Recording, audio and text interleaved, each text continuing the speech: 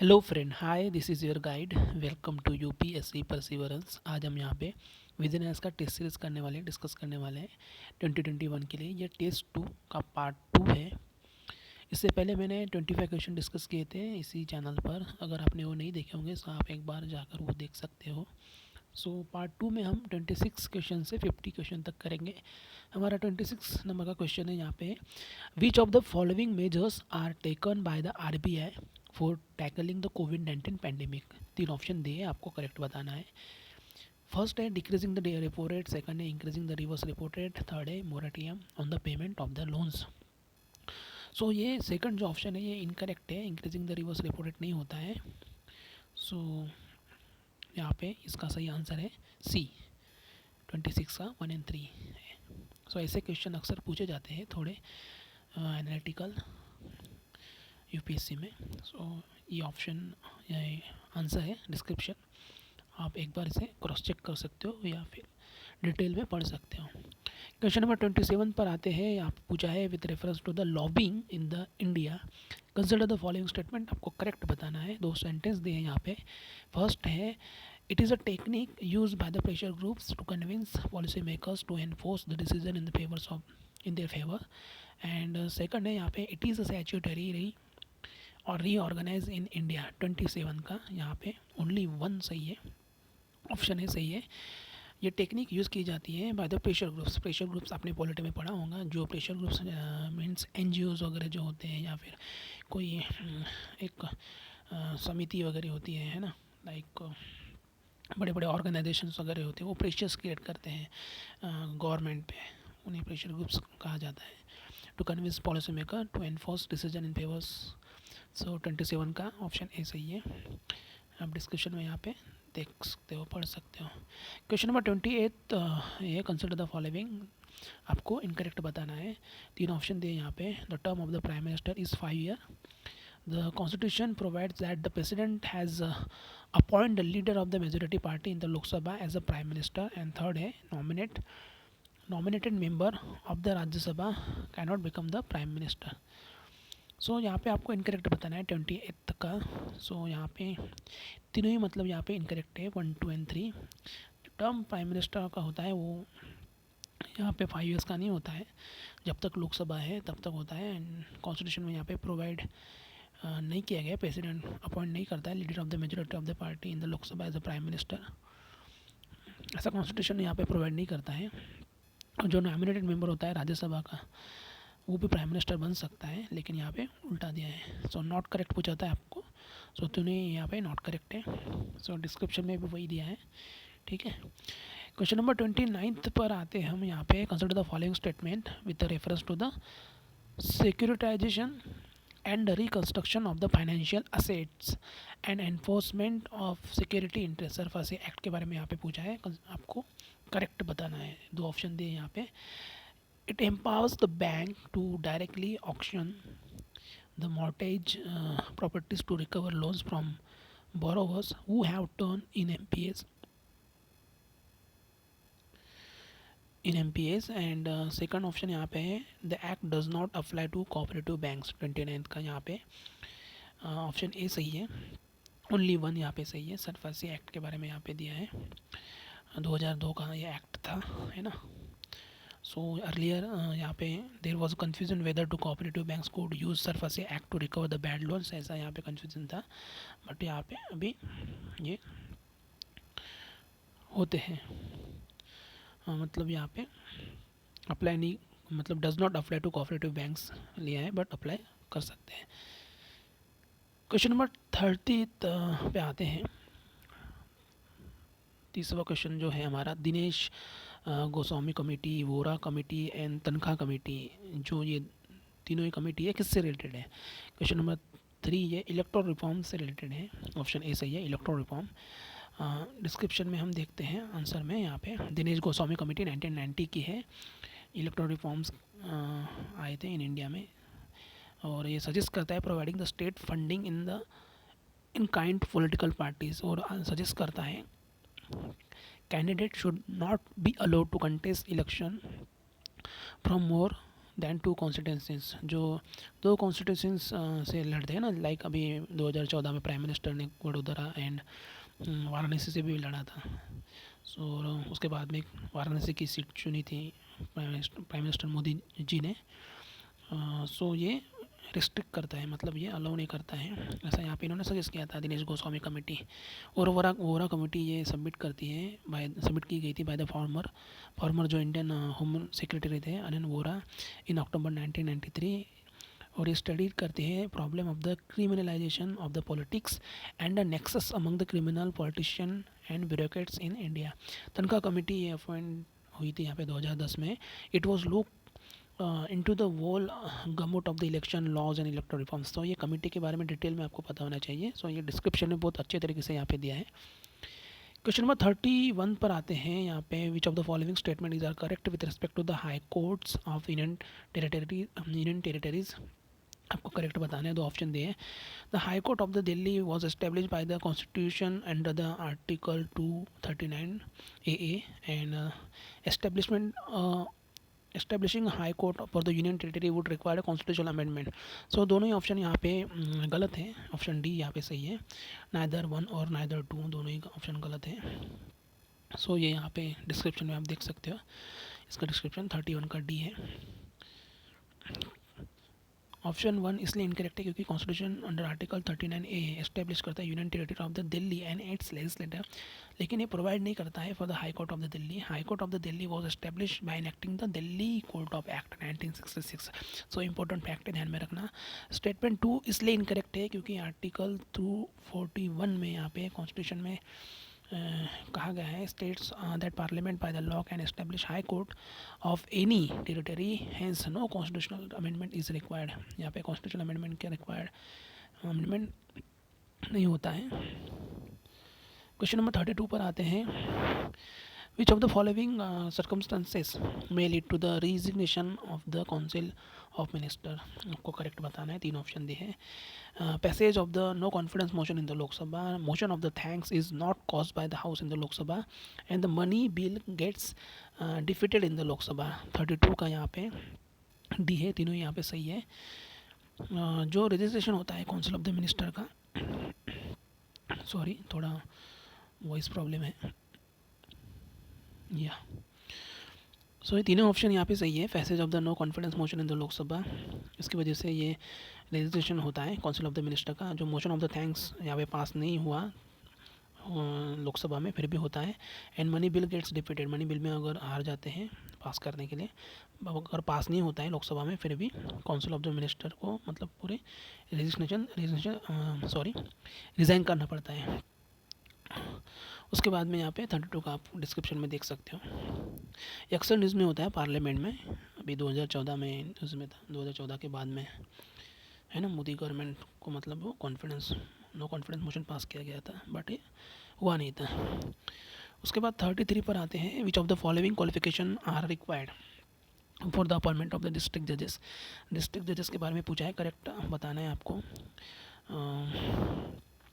तीन ऑप्शन दिए हैं। He should not already be in the service of the central and state government. He should have been advocate or pleader for 5 years. Sorry for the pronunciation. He should be recommended by the high court for the appointment. So 33 का यहाँ पे B सही है, 1 and 3, और ये second option जो है incorrect है, 5 ईयर नहीं होता है। ठीक है, 33 का हम यहाँ पे डिस्क्रिप्शन में देखते हैं, 33 का B है, 1 and 3 सही है। ठीक है, आप एक बार पॉज करके इसे देख सकते हो डिस्क्रिप्शन। क्वेश्चन नंबर 34 पर आते हैं, with respect to the Gram न्यायालय। ग्राम न्यायालय के बारे में पूछा है। ये ग्राम न्यायालय पिछले साल मतलब इसी साल बहुत न्यूज़ में थे ग्राम न्यायालय, क्योंकि कोर्ट की जो मतलब सुप्रीम कोर्ट या हाई कोर्ट की जो प्रोसीडिंग होती थी वो नहीं चल पा रही थी। सो ग्राम न्यायालय मतलब ये काम कर रहे थे विलेजेस लेवल पे। सो यहाँ पे आपको करेक्ट बताना है। ग्राम न्यायालय से रिलेटेड आपको यहाँ पे 3 सेंटेंस दिए हैं क्वेश्चन नंबर 34 में। सो आपको यहाँ पे करेक्ट बताना है। फर्स्ट ऑप्शन है, it has been set up through the laws of the respective state legislature or its presiding officer, न्यायाधिकारी is appointed by the state government in consultation with the High Court. Gram Nyayalayas shall exercise the power of the both criminal and civil courts.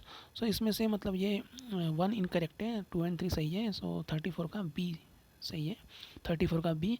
1 इसलिए incorrect है क्योंकि ग्राम न्यायालय act 2008 का 2008 का जो enact किया था प्रोवाइड करता है for the establishment of the Gram Nyayalaya. So ये इंपॉर्टेंट फैक्ट है, ध्यान में रखना. At the grass root level for the purpose of the providing access to justice to the citizen of their doorstep and to ensure the opportunities for securing the justice not denied to any citizen due to the social, economic and other disabilities. So 2 and 3 यहाँ पे सही थे. Question number 35 पर आते हैं. Question number 35. In the context of science and technology ANITA is recently in news.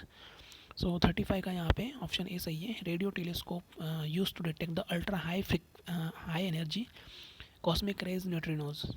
So ANITA ये news में था रिसेंटली, ध्यान में रखना. ऑप्शन ए यहाँ पे सही है. ठीक है. रेडियो टेलीस्कोप पे यूज़ किया जाता है to detect the ultra high energy cosmic rays neutrinos, जो डिटेक्ट करता है न्यूट्रिनोज से जो कॉस्मिक रेज होते हैं हाई एनर्जी. न्यूट्रिनोज आपने पढ़ा होगा. न्यूट्रिनोज मतलब विजिबल नहीं होता है हमारे बॉडी से, मतलब पास होते हैं. उसके बाद यहाँ पे हम क्वेश्चन नंबर 36 पर आते हैं. Consider the following statement with reference to the Bharat market. Bharat market से रिलेटेड आपको करेक्ट बताना है. 3 ऑप्शन दिए 36 का. ठीक है.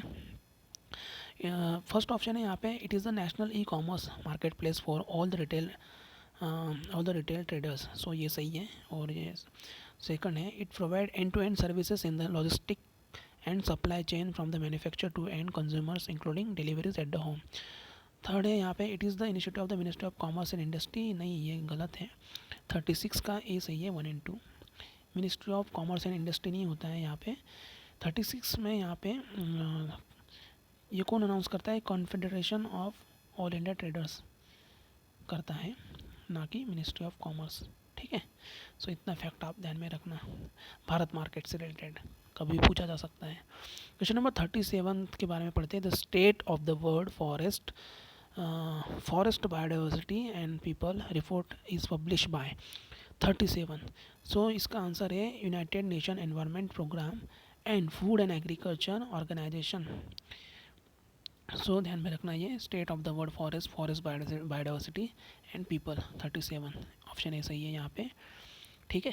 State of the world forest ये एक बाइनियल रिपोर्ट पब्लिश की जाती है United Nation Environment Programme and food organisation food agriculture and organisation UNEP and FAO द्वारा किया जाता है. क्वेश्चन नंबर 38 पर आते हैं. Consider the which of the following statement is are correct with regard to the union council of the minister के बारे में यहाँ पे आपको करेक्ट बताना है. 2 ऑप्शन दिए हैं. Question number 38. ठीक है. द ओरिजिनल कॉन्स्टिट्यूशन में यहाँ पे जगह नहीं दी है any limitations on the strength of the council of the minister. So हाँ, ये सही है.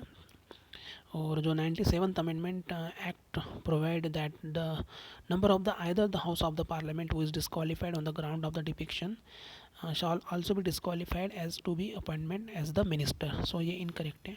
38 का ए है. ठीक है. सो यहाँ पे जो प्रोविज़न है ऐड किया गया था 91st amendment act of the 2003 not mention in the original constitution. So ये सही है. और जो प्रोविज़न ऐड किया गया था by the parliament 91st amendment act 2003, सो ये गलत है. ऑप्शन 2 यहाँ पे इनकरेक्ट था. ठीक है.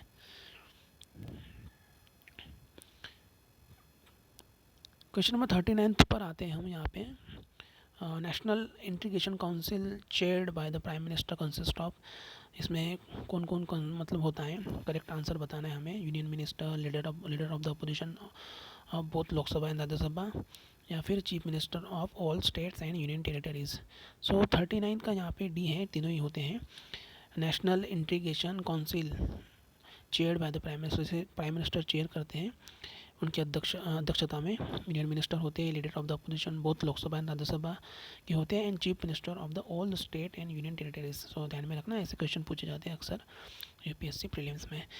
विच of the following types of the urban local bodies is created by an act of the state government. Correct बताना है आपको यहाँ पे। Containment board, town area committee या फोर्स पोर्ट ट्रस्ट। सो 40 का यहाँ पे डी है, मतलब ओनली 2 यहाँ पे सही है।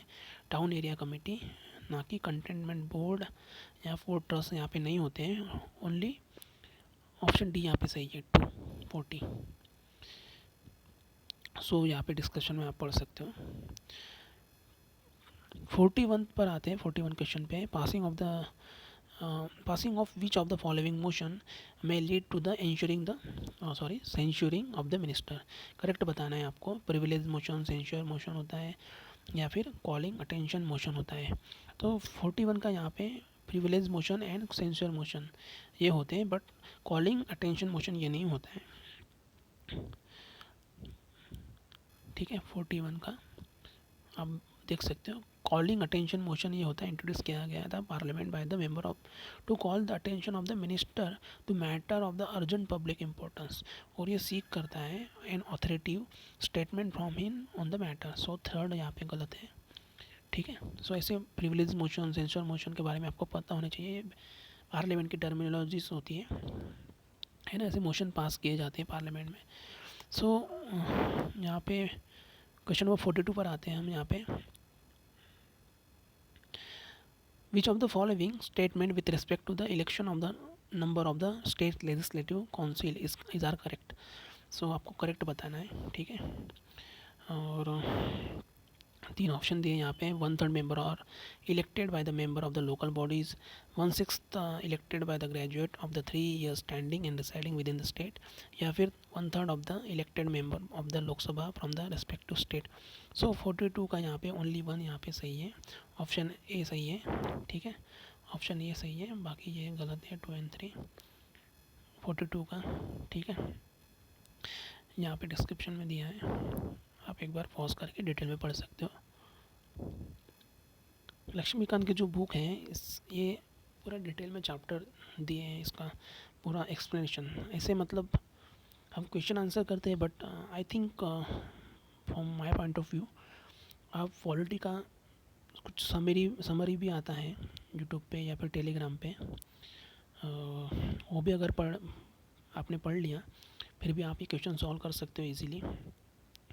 ठीक है, क्वेश्चन नंबर 43 पर आते हैं। Which of among the following is are empowered to establish tribunal for the adjudication, sorry for the pronunciation, election dispute. So यहाँ पे 3 ऑप्शन दिए, आपको करेक्ट बताना है। Parliament, president and state legislature.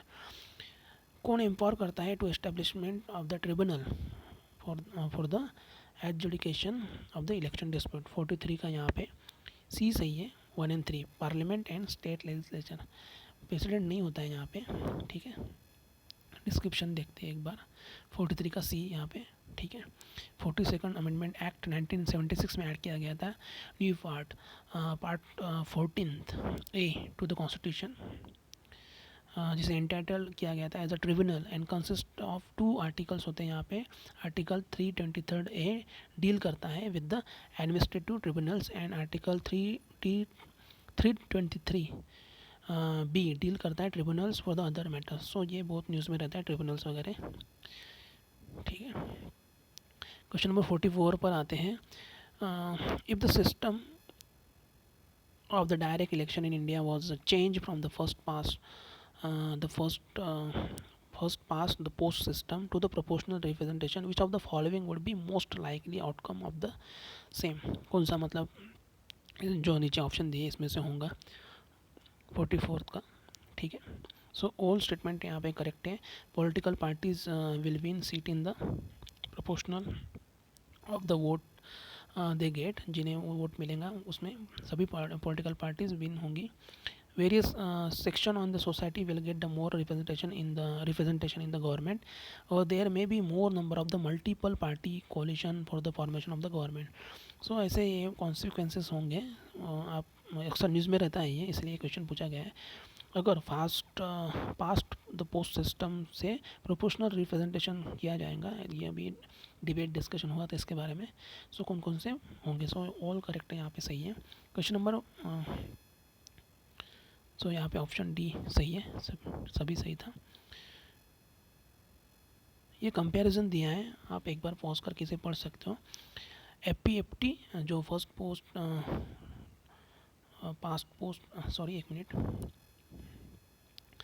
First pass the post system, first past the post system, sorry for the miss interpretation, और proportional representation के बारे में यहाँ पे ये दिया है, कंपैरिजन दिया है। कंट्री एपीटीपी में क्या है, the country is divided into small geographical in its, जिसे कॉन्स्टिट्यूंसीज बोलते हैं। एवरी कॉन्स्टिट्यूशन में यहाँ पे इलेक्ट होता है वन रिप्रेजेंटेटिव, जो वोटर वोट्स हैं होते हैं for the candidate, and party में get more seats than votes in the legislature. Candidate वो win the election may not get the majority, 50+1 vote होनी चाहिए यहाँ पे एपीटीपी में। और जो प्रोपोर्शनल रिप्रेजेंटेशन में होता है, लार्ज जियोग्राफिकल एरियाज होता है are demarcated as the constituency. जो एंटायर कंट्री में भी सिंगल कॉन्स्टिट्यूंसी होती है, यहाँ पे मोर देन वन रिप्रेजेंटेटिव होता है, may be elected from the one constituency, and voter votes for the party. Every party get seats in the legislature in the proportion the percentage of the votes that's getted, and candidate वो wins the election gets majority of the vote. Question number 45 पर आते हैं। Consider the following statement regarding the inter state council के बारे में आपको correct बताना है, 3 ऑप्शन दिए हैं। सो फर्स्ट है, decision of the council is binding on all parties. Council of the council must meet at least twice a year, and there is a standing committee of the council headed by the prime minister as the chairman. Question number 45 का D है, तीनों ही गलत है, none है यहाँ पे। Question number 45 का आप एक बार पॉज करके पढ़ सकते हो, इंटर स्टेट काउंसिल के बारे में आर्टिकल 263 में दिया है, ठीक है। उसके बाद यहाँ पे क्वेश्चन नंबर 46 पर आते हैं। Which of the following conditions are sufficient for the political party to be recognised as the national political parties. कौन सी ऐसी पॉलिटिकल पार्टीज होती है जिसे रिकॉग्नाइज किया जाता है as the national political parties. यहाँ पे करेक्ट बताना है, 3 ऑप्शन दिए हैं आपको। It secure the 6% of the valid vote polled in any 4 or more state and 4 seats in the Lok Sabha general election, जो जनरल इलेक्शन होते हैं। और it means 2% seats from at least 3 state in the Lok Sabha in general election, और it recognise as a state party in at least 2 state. 46 का ए है यहाँ पे, 1 and 2 यहाँ पे सही है। 1 एंड 2 एक minute, sorry for the mess up, 1 and 2 यहाँ पे सही है। पॉलिटिकल पार्टी जो होती है उसे रिकॉग्नाइज किया जाता है एज नेशनल पार्टी, ठीक है। 1 एंड 2 यहाँ पे डिस्क्रिप्शन में आप देख सकते हो। क्वेश्चन नंबर 47 के बारे में देखते हैं। With respect to the term of the member of the Rajya Sabha consider the following statement. यहाँ पे इनकरेक्ट बताना है, 2 ऑप्शन दिए। फर्स्ट है, the constitution has a fix term of office of the member of the Rajya Sabha, 1/3 of its member retire every second year. So 47 का ए सही है, not correct पूछा है, सो ये नॉट करेक्ट है। ये 1/3 मेंबर होते हैं यहाँ पे, एवरी हर 2 साल में रिटायर होते हैं। सो 2 सही, मतलब सही है, नॉट करेक्ट पूछा है, इसलिए आपका ऑप्शन ए सही है, ये इनकरेक्ट है, ये सही है। क्वेश्चन नंबर 48 पर आते हैं। Which of the following items has been place in the 11th schedule of the constitution. Correct बताना है, यहाँ पे 5 ऑप्शन दिए हैं। 11th शेड्यूल में आता है कॉन्स्टिट्यूशन में, इसे रखा गया है, ऐसा पूछा गया है। सो ये पाँचों ही मतलब आते हैं, agriculture, implementation of the land reforms, primary and secondary school education, public distribution system, marriage and divorce, ये सभी आते हैं 11th schedule of the constitution में। सो ये आप देख सकते हो 11th schedule of the constitution में 29th फंक्शनल आइटम्स यहाँ पे रखे गए हैं टू रिव्यू द पंचायत्स।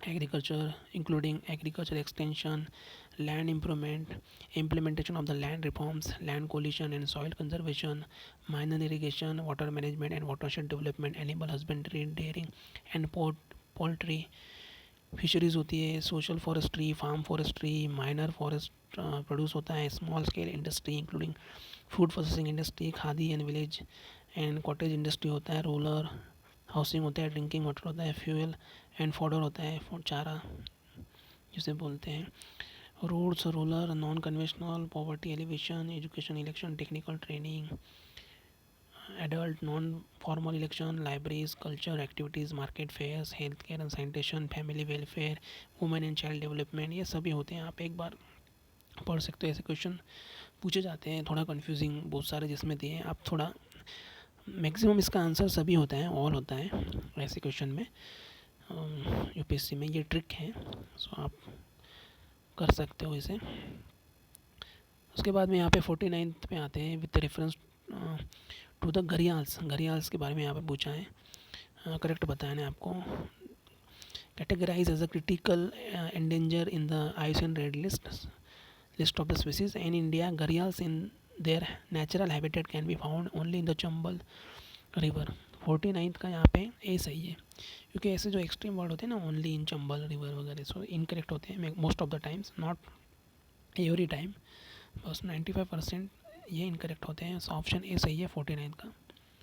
उसके बाद यहाँ पे 50 क्वेश्चन पर आते हैं। ये क्यों इनकरेक्ट है? क्योंकि ओनली चंबार में नहीं होता है ये मध्य प्रदेश, रामगंगा उत्तराखंड, गंडक बिहार, उत्तर प्रदेश, मध्य प्रदेश, महानदी उड़ीसा, ये सभी स्टेट में पाए जाते हैं, मोस्ट ऑफ द स्टेट में जो दिए गए थे। क्वेश्चन नंबर 15th क्वेश्चन पर आते हैं। Which of the following types of the bill need the prior recommendation of the president before the introduction in the parliament.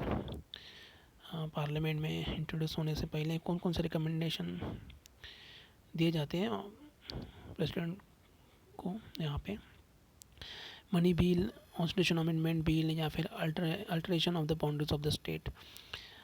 The bill needs the prior recommendation of the president before the introduction of the parliament. तो यहाँ पे correct बताना है आपको, ठीक है। 50th का यहाँ पे सी सही है। 1 and 3 मनी बिल होता है and alteration of the boundaries of the state. Constitution amendment bill नहीं होता है, सो 2 नहीं है यहाँ पे। जैसे 2 को एलिमिनेट कर दो, ऑप्शन सी यहाँ पे बचता है, ठीक है। ऐसे ही आपको आंसर करना है यूपीएससी प्रीलिम्स में, एलिमिनेशन ज़्यादा करना है ऑप्शन को। सो 50 क्वेश्चन हुए यहाँ पे। इसके बाद हम यहाँ पे 51 से स्टार्ट करेंगे नेक्स्ट पार्ट 3rd में। अगर आपने मेरे चैनल को सब्सक्राइब नहीं किया होगा, सो आप मेरे चैनल को subscribe, like, comment and share कर सकते हो, ठीक है। और आपको कुछ PDF या फिर कुछ नोट्स या फिर कुछ चाहिए होगा, सो आप यूपीएससी परसिवरेंस 91 करके मेरा टेलीग्राम चैनल है, वहाँ पर आप ज्वाइन कर सकते हो उसे। वहाँ पे आपको मैं PDF शेयर कर सकता हूँ किसी भी चीज़ का। और अगर आपका पॉलिटिकल साइंस ऑप्शनल होगा, सो आप नीचे कमेंट कर सकते हो, उससे रिलेटेड आपको कुछ इन्फॉर्मेशन चाहिए होंगी, सो आप मुझसे, या फिर मैं आपको सजेस्ट कर सकता हूँ जो भी रिलेटेड इन्फॉर्मेशन हो। सो आप मुझे नीचे कमेंट सेक्शन में कमेंट कीजिए जो भी आपकी क्वेरीज या डाउट्स वगैरह होंगे। So thank you so much, good night.